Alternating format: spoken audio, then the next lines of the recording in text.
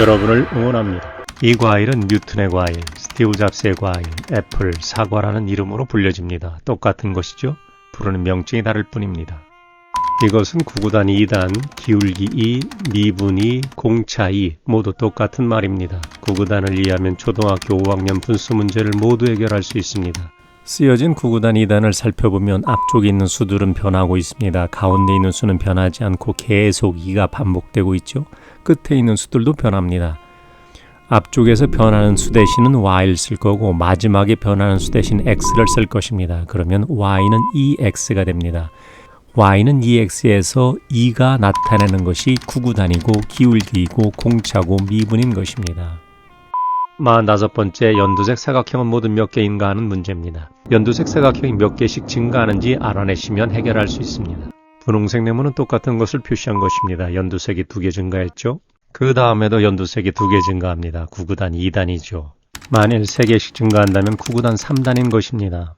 구구단 2단은 2로 시작하는데 첫 번째에서 연두색은 8개로 시작합니다. 구구단 2단에 6이 더해진 것입니다. 45번째 연두색 사각형이 개수를 물었으니까 2단의 45번째 거기에 더하기 6을 하면 정답이 되는 것입니다. 여러분을 응원합니다. 분수를 생각하면 아이를 즐겁게 목마 태워 먼 곳을 바라볼 수 있게 도와주는 부모가 우선 생각나고 순간순간의 필요성에 맞춰 자유자재로 변신하는 카멜레온이 두 번째로 생각납니다. 4분의 3을 그림으로 표시했습니다. 가운데를 반 자르면 몇 분의 몇이 될까요? 전체는 몇 개, 색칠한 건 몇 개가 될까요? 8분의 6으로 카멜레온처럼 변신했지만 크기는 똑같습니다. 4분의 3을 두 번 더 잘라보겠습니다. 숫자가 변했지만 색칠한 부분은 똑같습니다. 분수는 2개의 구구단이 쓰였다고 생각하시면 됩니다. 밑에는 4단, 위에는 3단이 쓰인 것입니다. 그것이 통분과 약분의 기본입니다. 색깔은 변했지만 카멜레온의 크기는 변하지 않는 것처럼 분수도 변신을 하지만 그 크기는 똑같다는 것을 설명하고 싶어 카멜레온을 예로 들었습니다. 분수의 모습이 바뀌어도 크기가 똑같다는 것을 이해한다면 사인, 코사인, 탄젠트를 이해하는 데 어려움이 줄어들 것입니다. 여러분을 응원합니다. 크기가 같은 무수를 만들 때 가장 쉬운 방법은 가장 작은 수를 찾아서 구구단을 사용하는 것입니다. 1번에서는 9분의 2가 가장 작으므로 밑에는 9단을 쓰고 위에는 2단을 씁니다. 9단의 두 번째가 18이죠. 그럼 2단의 두 번째는 3입니다. 2단의 세 번째는 6이니까 9단의 세 번째는 27이죠. 2단의 아홉 번째가 18이니까 9단의 아홉 번째는 81입니다. 2단에서 15번째가 30, 1단에서 15번째가 15입니다. 3단에서 5번째가 15, 6단에서 5번째가 30이죠. 5단의 세 번째가 15, 10단의 세 번째가 30입니다. 분수의 또 다른 이름은 기울기입니다. 중학교 1학년에 배우는 기울기를 간단히 설명해 보도록 하겠습니다. 분수를 1층, 2층, 구구단으로 만들어진 집이라고 생각하면 1층과 2층을 연결하는 계단이 필요하겠죠.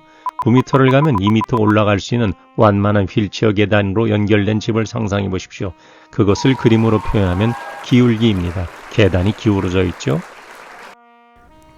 수학이 어렵게 느껴지는 많은 이유 중 하나는 학년이 올라갈 때마다 똑같은 원리이지만 다른 명칭이 붙여져 새로 배워야 하는 것처럼 설명되기 때문일지도 모릅니다. 또 하나는 지금 배우고 있는 과정을 이해하지 못하고 있는데 부모의 욕심과 학원 정책인 선행학습에 학생들이 떠밀리기 때문일지도 모릅니다. 다른 이유도 있을 것인데 지금 이 두 가지가 생각날 뿐입니다. 어찌되었든 쉽지 않은 과목이면 틀림없지만 방법이 전혀 없는 것은 아닙니다. 한 문제집을 10번 반복해서 풀어보는 것입니다. 틀린 문제는 동그라미를 쳐서 표시하고 다음날 다시 풀어봐야 합니다. 그렇게 풀면 학원의 필요성이 사라질 것입니다.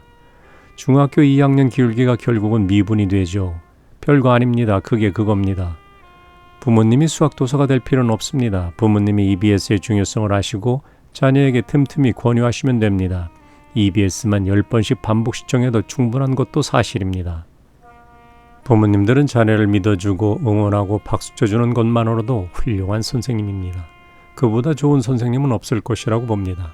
제가 수학보다 많은 신경을 쓰고 있는 것은 테두리에 쓰여진 짧은 글귀 그리고 마지막에 저의 생각을 첨가하여 미래의 학생에게, 미래의 부모님에게 전달하고자 하는 내용입니다. 이 글을 읽으실 분들에게 다시 한번 자녀를 응원해 주시고 격려해 주시고 박수쳐 주시며 기다려 주시길 부탁드리며 결혼하지 않은 젊은이들에게는 배우자에게 친절하고 다정하게 말하고 행동해 주시기를 부탁드립니다. 배우자에게 잘하면 결국 자녀에게 잘하는 것입니다. 이혼은 부모들이 종이 위에 만든 흔적이지만 자녀에게 가장 큰 고통임을 자주 느꼈기 때문에 이런 말씀도 드리게 되었습니다.